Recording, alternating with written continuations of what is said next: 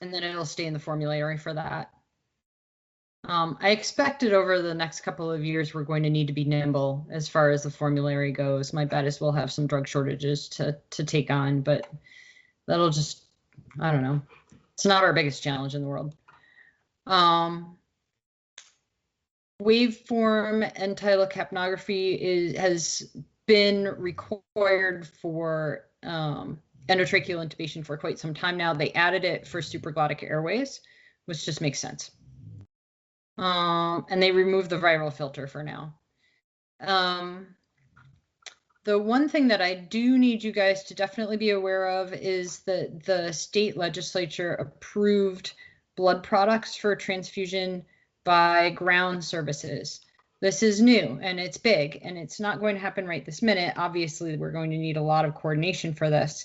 However, just so you know, this is probably going to be a challenge on our agenda in the next year or so, because we can't give blood to every single 911 ground transport ambulance, obviously. And so that's going to take a little coordination and education and whatnot. So just on our future, don't be surprised when that starts coming at us and needing our cooperation. Questions? All right. John, do you have SEMSCO?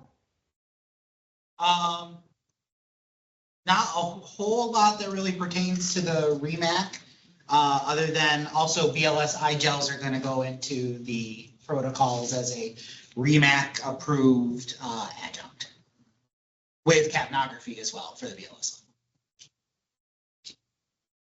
Okay. As you guys have been aware, there's been a BLS iGel project ongoing for quite a while, and we're going to see the expansion of that, it sounds like. Okay. You want to do program 8 or New York State? Sorry, are those guys on? I didn't see them. Yes, Vinny's here, and I think Alex. Okay, beautiful. Vinny, you're on.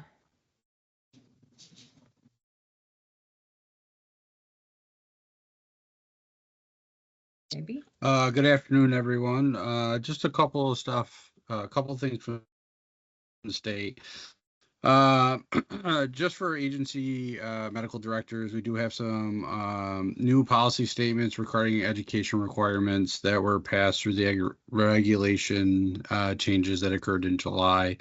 So you'll see policy 2406, which is regarding obtaining certifications. It also talks about national registry as a certifying exam. 2407 is regarding PSEs, and then 2408 is a change log for all the education regulations. In addition to that, we have a new EMS complaint form that goes through the portal. Previously, that was always either faxed or emailed to us. So if you go to the department website under the forms page, and it is under complaints and investigations. Many of the agency leaders have been seeing some correspondence from Don Trepez. He's formerly of the Buffalo office. He's our new branch chief of the licensing branch, so he's handling all agency renewals. You'll see stickers for agency renewals coming out of the central office now instead of the regional offices. One of the couple things we'd like to emphasize is just being aware of preparing for the colder weather, as you guys I'm sure are used to, but maintaining temperatures and medications and securing your vehicles. Another thing we would like to emphasize is the use of stretcher restraints. If you didn't see, probably about a month and a half ago, there was a ambulance accident in the western part of the state. The patient had a really good outcome because of the use of the straps on the stretcher. The vehicle the ambulance ended up on its roof. Last couple things that I have, unless Ed or Alex have anything, is we just had the Vital Signs Conference. That went really well. We had upwards of 1,000 attendees. Next year it is in Syracuse, New York, and that is November 11th to the 15th or 16th, I believe. But other than that, unless Ed has anything, that's all I have. Vinny, nice job. Unless there's questions, Alex, did you have anything in particular? I will just add, we are working on updating our portal to continue to be more user friendly on the interim agency changes, those kind of components. Also looking to add all of the adjunct applications so the regions would be notified and things would funnel through the portal and off to the program agencies and coordinate that way. So we're working on those initiatives. Alex, did you have anything? Thank you very much. Nope, I think you guys covered it. Okay. John, program agency report. Okay, so the full report was connected to or attached to the agenda for everybody. I hope the format that we're doing everything now with everything right in the agenda with a hyperlink to send you to it is working for everyone. If it's not, please let us know. We'll change, we'll adapt, we'll make it work however it works best for everybody. Really big, only major thing program agency wise that would affect you guys is again the CQI initiative that we're doing. And we're seeing some really good outcomes with it, and we have to thank the docs, the medical directors who are taking a hands-on role when we send them something saying, hey, this doesn't look quite right. Can you shed some light on it, or can you follow up with a provider? And it's had some really good turnouts, and we're seeing some definite good movement and changes of patient care documentation. So thank you all for that. And then the other thing is we do have the Matters program. If you could talk to your agencies about that, it's a Narcan Leave Behind program. Our office is a distributor for that. So if you have an agency that wants to participate in it, we're more than happy to mail them everything they need. We also are a provider of free BLS Narcan for first responder agencies. So if you have police departments, first responders, ambulance companies that want free Narcan, please reach out to our office. We're more than happy to send it out to anybody. Hey, Jonathan, I got a quick question. Sorry if this is out of order, but for the upcoming QA, the fluids and trauma, I think we were supposed to have agency data back by now. Do you have any information on how many agencies got that back and who still is outstanding that needs to get that information to you? So I believe it was 3 agencies have gotten it back to us. All right, so everybody, yeah, okay, fair enough. Yep. But we can maybe send it out again. Yeah, and we can drill into some of those agencies, and we'll CC the medical directors on it, on the agencies that haven't done it, so that way you guys are in the loop on who we're missing. I think that'd be great if it comes from Mountain Lakes, and then we can follow up with a secondary email once that one goes out. If we're CC'd on that, I think that would help kind of motivate people to get that done. That'd be great. One more note on the Matters stuff. I've used them, and they send you all sorts of stuff. They send you xylazine test strips and fentanyl test strips and sort of contact cards. They have an outreach program so that people can actually get a telemedicine appointment. So it's really cool. I can't say enough good things about that program, and it's free. So free's nice. We've been with them at Glens Falls for a couple of years, and I'll say that they really bend over backwards to try to get patients registered and get them taken care of. I mean, they'll do whatever they can to kind of help out. So they're more than willing to come up and do an education for your department or your service if you're interested in kind of making actual referrals to their program for treatment. They will do whatever they can to get you that help. So yeah, if I encourage everybody to kind of look into that, because they're a huge resource that provides a really good community benefit, and they're super helpful. So yeah, I love them. We're also looking to add a couple sites in the Mountain Lake side of things to have as distribution sites for all of that equipment. It can still operate under our license. We can just have satellite sites that we send it to. We have been working with Mark, which I probably owe him a whole bunch more Narcan, Spezio at Cambridge for that area. So. That's We all can I got. probably do it through the ERs too, if you want, John. Okay, So you can talk with me offline about that, but we could probably use the hospitals as hospital ERs as a hub if you want to. perfect. Cool. That's all I have. All right. ALS Operating Authority. I've heard from Dr. Mulvey and Dr. Laporte. I'm sure that Dr. George or Dr. Daly would have told me if they had any issues with their agencies, because we communicate a lot. So I think we can probably advance these as requested. Sounds like everybody's got their paperwork in appropriately. May I have a motion to approve the ALS Operating Authority en bloc?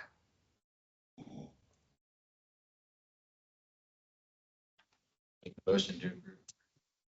Dr. Durso makes an emotion. I'll second. Okay. Any discussion? Any opposed? Okay, motion passes. All right, can you guys scroll down for me? Oh. And Doug is all set. He just texted me back finally. Not finally, but I just texted him a little while ago. Okay. QI reports.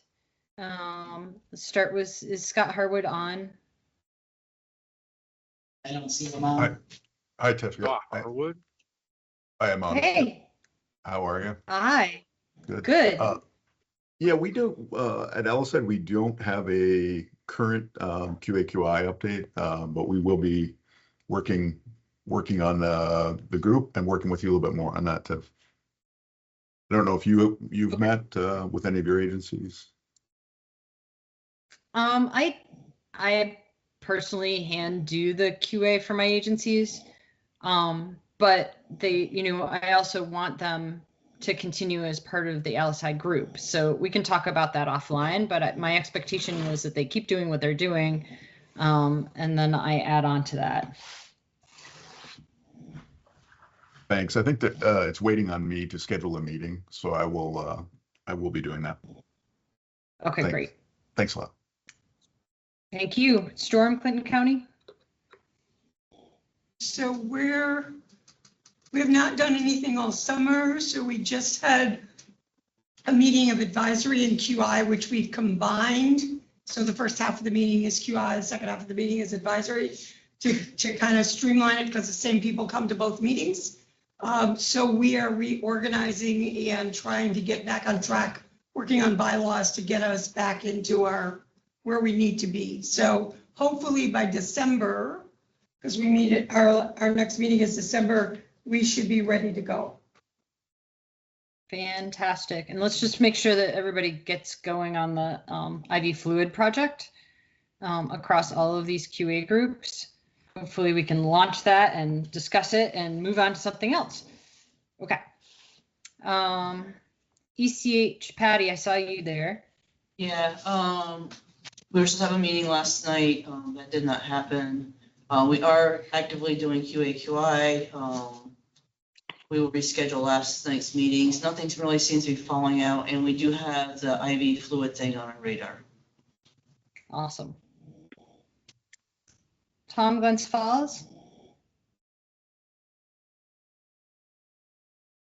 Yeah, we had a meeting last month. No major issues. We had some stroke updates, which were interesting. And then we're going to have one in a couple weeks. So no real issues to speak of. All right. Ben, North Country. Yeah, we continue to meet bi-monthly. Last month, we spent a little time discussing protocol updates and then did our usual case reviews, and we'll be meeting again next month. And I'm pretty sure 3 of my 4 agencies had their data in for the IV fluid, and the one that didn't have any qualifying patients, but let me know if that's different. 6. You're probably the 3. It's I'll be the the only- 6 now. I just looked. We have 6, so you're 3 of those 6. It was, you are right. It was the majority of your agencies, Dr. Ken. Good job. Nice. All right, and Dr. Laporte is working clinically today. I know we need to hound him to get the Tri-Lakes QA going after probably a 6 or 7 year hiatus. So funny, not funny, but we got to get that moving. And that hasn't come off my agenda. All right. Aeronautical reports. I think I saw Leslie there. Again, this doesn't have to be a compulsory report, but if there's anything that you want us to know that would be helpful in interfacing with the air medical transport units, that's what we want. Yeah, I don't think anything pertinent. Everything has been going well. We've done a couple of ground safety courses recently, which has been great as everyone's gearing up for the change of seasons. So all is well. Cool. They came out and did a brief like show and tell ground safety, well, not the whole ground safety course, but a little show and tell the helicopter for us at Whiteface a couple of weeks ago. It was terrific. Not a huge time consumer, lots of enthusiasm and some good reminders about not getting whacked with the rotor blades, which doesn't ever help anybody. Always. Okay. Always. All right, course sponsors. Hey Tiff, it's Colleen from LifeNet. Oh, hey, Colleen. I'm so sorry I didn't see you. It's okay. It's okay. It's a static picture. Just wanted to let everybody know that our Ticonderoga base is piloting an autopulse, and the staff is currently training on it. And once we're able to put it in service, we'll let you know. So we have autopulse on the aircraft. And I will get out Q3 data for each of the counties next week. We had an upgrade on our data computer system, so I'm falling like a week behind. So I'll share that with everybody when it comes to the county reports. Other than that, that's all I have. If there's any pending questions. Thanks, Colleen. All right, now education course sponsors. Scott, what do you got for us? They're fun. We're pretty busy. We have 2 EMT courses going on in the fall and 2 AEMT courses, just under 100 students. And we have 2 AEMT and at least 1 or 2 EMT courses scheduled for spring as well. So it seems to be quite a bit of demand in the area, which is pretty encouraging. Thanks. Thank you. Storm? So Clinton County has an EMT original and a refresher and an AEMT course going. I don't think anybody's I don't think there's anybody in a refresher AEMT at this point, but they seem to be going well. We're starting IVs in the hospital, I think in the next week. So we'll have a lot more participation. We'll see. It's a big class. It's like, that's like 22 people in it for the AMT group. So it's going to be a big group to get through the process. But they're doing well so far. Great. I see a note for Mountain Lakes Education Committee. Was there somebody going to speak? No. All right, and I can do the paramedic program. We are probably halfway through our current course, maybe a little more than halfway through our current course. You're seeing our students in the ERs. I'm sure they're going to be doing some physician shifts with most of you, I think, are physicians that are doing physician shifts with them. So don't be surprised when they pop up there.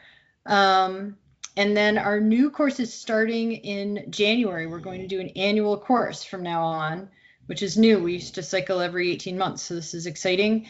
Applications are being accepted now. So for interviews in the next couple of months, and then starting in January. January 20, I can tell you, stand by. January 23rd is the first day. I think I talked to you guys about this before, but they're trying to do a little bit more flex, so a little bit more at home at your kitchen table video time instead of in classroom, and we'll see how that goes. All right. Hey, Old Tim. business. You want to take this? Oh, sorry. Go ahead. Yeah, I was, I was on that meeting with the paramedic program. The only thing I'm concerned about is, they haven't gotten any students down in Glens Falls yet. And, this program is designed to kind of supply us with a new crop of students or providers. We need to be seeing them in our area too. And I don't know, I know some of the background on issues they've had getting the students into the hospital. And I'm just a little, concerned that, from the program side, they're just not, something's fallen through the cracks, but they're not, on top of their stuff to get the students in. So, that was my big concern. And I'm just hoping that they can work on that a little bit more vigorously so that we can see some of those students in our area. Agreed. And I feel strongly about that. Can I just call you right after the meeting and you and I can talk about that? Because I have a little bit of background as to what happened there. But I agree. Absolutely. We need to have the students where they're going to be working. Okay. So Tiffany, John, you want to take the, oh, please. So Tiffany, just so you know, the bridge program, so we are testing 2 students in January out of the bridge program. That's going to be a very small group. And then I believe that the next group is going to be much larger. For the Mountain Lakes area, I've not seen a list from that group yet, but they started October 17th. So that is one of the last like 2 or 3 classes that they're going to be offering for the bridge program for those people who are critical care. Just so you know, that's still an ongoing process and we are still testing and managing those students. I think that Scott Harwood has a group coming out of Franklin County. I'm not sure who's registered in the Glens Falls region. And then I have some students out of Clinton County. So we'll test all those and do all those at the same time, probably broken into 2 groups if it's a larger group, just to make it easier. But I'm managing that piece of it at this point. Awesome. Thank you, Storm. And thank you everyone who's worked so hard on this bridge program. It's a thankless job doing the practical skills and doing the testing for these students. The students are doing the majority of their heavy lifting online, but they can't finish this alone. And the course sponsors are a million miles away in New York City, right? So we've had a lot of local people that have really put a lot of muscle behind this and making it happen. It's been really important for us because otherwise, if by 2027, if these guys are not able to bridge to paramedic, they drop to AEMT, which for some people is fine, but for the majority of them, we need them to continue at the level that they've been functioning and higher. So this is a big deal. So thank you very much, everybody that's worked on that. John, do you want to take old business and new business? Yep. So old business, just your annual conflict of interest reports are due. And then the regional transport guidelines update for interfacility transport subcommittees. So we have uploaded all the training to the learning management system. We have also created a video to show people how to access them on the learning management system that will be on YouTube and be tied to our website. So you can watch the video to figure out how to do it. Because it can be a little bit of a daunting task if you don't already have an account in the system. Yes. A lot of people, when you're logging in, even if they're going to our website to get to the learning management system, it's logging them into the state's learning management system, and that's why they're not able to find the courses. That too. It's nice that we have a system that parallels with the state, but it's also a little bit of a pain in the butt because if they don't know how to switch their account over, and it's simply just click 2 buttons and you're good, you're not going to find it. But those have all been uploaded and groups signed off on all the CMEs for them, for the providers. New business. I have 3 things. Okay. Okay, can you all hear me okay? Two of them are Mhm. easy and quick, and one is, I'm gonna be on a soapbox a little bit. So the first one is, just to let you guys know that policy 24-10 came out, I think yesterday or today, I got it. And basically the long and the short of it is that all sports youth groups will require an AED.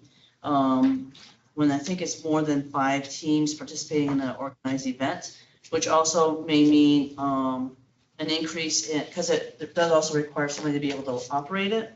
So you might see an increase in CPR classes in regards to that. Then, any questions? That's easy. Also forms you have to sign if they need to get a new AED, that would be a form that would require a medical director to sign. A PAD program. Yep. Okay. And those would come back to our office. Good with that? That's easy. We received from REMAC, their advisory 2401 is IV fluid shortage and oral rehydration. And basically, I didn't know if you guys were considering that also at our level or in our region. Basically, it speaks about how we can also orally hydrate our patients. So I didn't know if you guys wanted to put out any guidance on that at all. So we have, it was a joint statement from Dr. Bombard and Dr. Delaney across both regions. Okay, I don't remember seeing it. Can we send it out Yeah, again? we can reshare it. Perfect, that was easy. When we do it as a weekly alternate. Okay. Okay, thing 3. Some of you may or may have not heard that we had a very dramatic tractor trailer accident about a month ago on the Northway. Our patient was trapped in the vehicle, a tractor trailer, significantly and alert and oriented for about 2 hours. Besides dealing with the patient, I also was dealing with the background noise of trying to get 2 helicopters, which they couldn't. It was raining that day, I get that. Then we asked for FACT very early in this whole process, and we requested that they come to the scene. What's that? I'm sorry? You're good. Keep going, Okay, Patty. so. Sorry, Patty, real quick, you requested who? I couldn't understand what you said. FACT, I call them FACT, I don't really know what their official title is, it's UVM. It's HealthNet. It's HealthNet, UVM big truck with lots of trained people and blood products, correct? Correct. To come to the scene, it was the crew's decision not to come to the scene and instead go to E-Town Hospital. And it's my understanding, I've heard this from somebody who spoke directly to the transport center and from UVM, from a doctor that's saying it's the agency's choice, it's the crew's choice as to whether or not they come to a scene or not. Keep in mind that they are a New York State certified ambulance, so putting that out there. So also a frustrating part in this is we as EMS providers are regularly getting questioned as to why we go to certain hospitals. Go ahead. Okay, just let me finish because if I don't remember, Leslie, then I forget what I want to say. All right. Okay. I'm on a meeting. We got brownies and bingo today. And our reward. No, I know what yours is. Hey, I Andrew? really need to look. Hey, Andrew, can you mute your phone, hon? Thank you. Thank you. Also, so in the background, while trying to take care of this patient, we're also trying to make a determination as to what hospital to go to. And as I started to say, many times we're questioned as to why we go to certain hospitals. So more and more EMS providers, I strongly feel, are trying to do the right thing and take them to the right hospital. So I had a wonderful conversation, very supportive with Dr. Cassone up at CBPH, like at least 3 calls saying, hey, we're coming to you. This is a surgical case. He was trapped from his pelvic down by the tractor portion of an upside vehicle. So there was high indication that this guy was extremely broke. So the conversation was, we knew exactly where we were going. Once we were getting ready to extricate, I'd already kind of sort of backed off because they weren't coming to the scene. However, they were still going to E-Town Hospital as a backup plan. in the end, we were directed to go to E-Town Hospital to meet FACT to have him transported to UVM. So if the UVM truck could have come to the scene or would have come to the scene, because we arrived at E-Town Hospital about 15, 20 minutes after final extrication. They were about 15, 20 minutes behind us, where if they could have come to the scene, we were in the ER for approximately, I think they were saying 55 minutes in the end. So that was 55 minutes. We could have been closer to UVM and to a tertiary hospital. So let me put this in two parts. One, I spoke directly to Julie Trombley at our hospital, seeing if there could be an impact made on that. And hopefully Leslie can speak to that here in a second. In my mind, they are a New York State ambulance. They should be a resource to us. That would have been super great for this man. And two, taking people to certain hospitals where we don't know what services that they offer anymore, i.e. there's no orthopedics on at night or call back in, there's no thoracic surgeons, there's no neurology. Taking them to certain hospitals could also be taking them, yes, to maybe more services that E-Town Hospital could do, but we're almost like plucking them in a black hole where they then have to be transferred on to UVM. So I would love to know, even with Glens Falls, and I transport there with Newcomb, what type of services our hospitals have so that we can make appropriate decisions as to what hospitals to be able to take them to. We find out later that, there's no orthopedic on call at night, or there's no thoracic surgeon or something like that, then if I can pull some more resources, then maybe I need to go directly to UVM with a call to my medical director or medical control. Those are the two thoughts I would like to put out there and hoping that you guys can help with.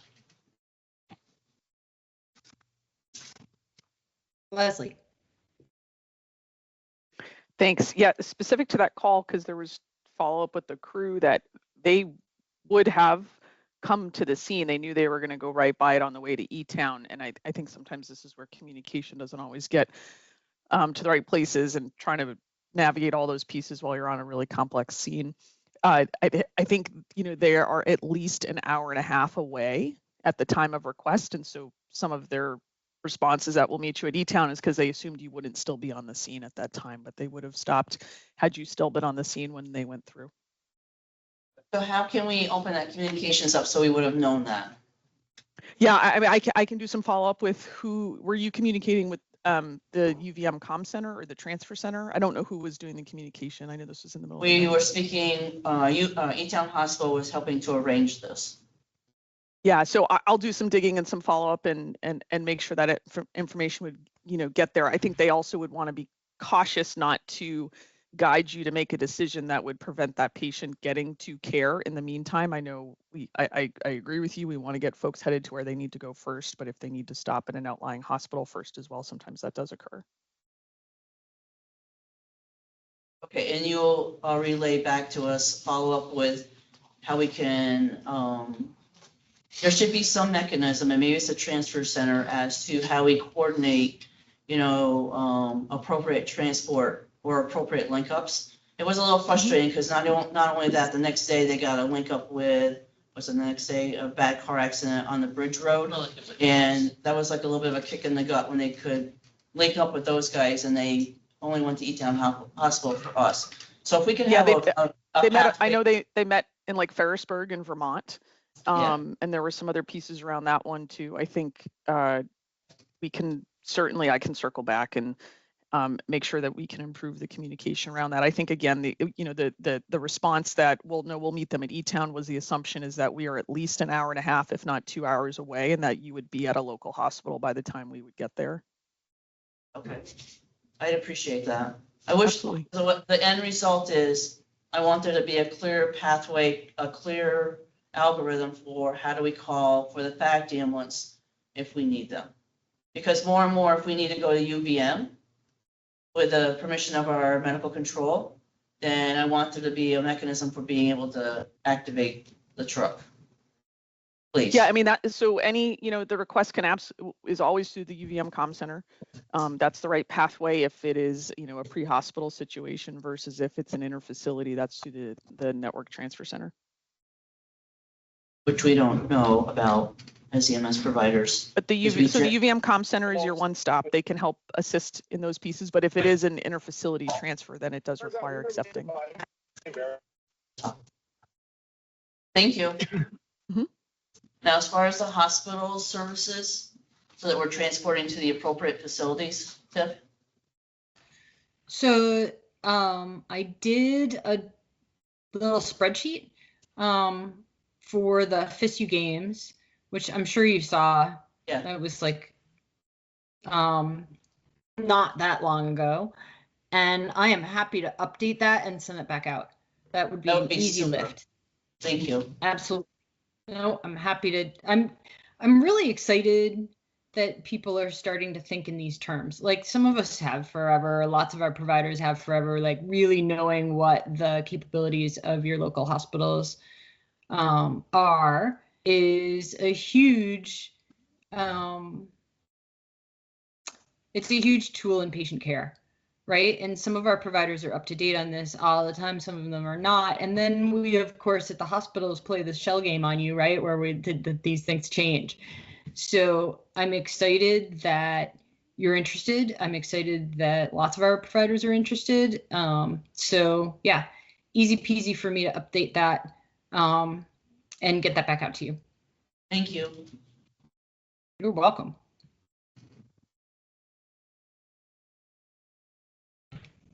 Any other new business? Nope. Okay. I think we finished the agenda. Unless anyone has anything to add. We're okay. I will send out those new protocol changes in a few minutes to your email just so that you have your eyeballs on them. There are a couple, I glazed by a bunch of stuff, but I gave you the important ones. All right. Thank you, everyone. I'm sorry, please. Henry, could you just stay on for a second afterwards? I just had a quick question about that last. Could you and Patty stay on for just a quick second? I just got a question. Yeah, I'd be happy to. Thanks so much. All right. May I have a motion to adjourn? Oh, you know what?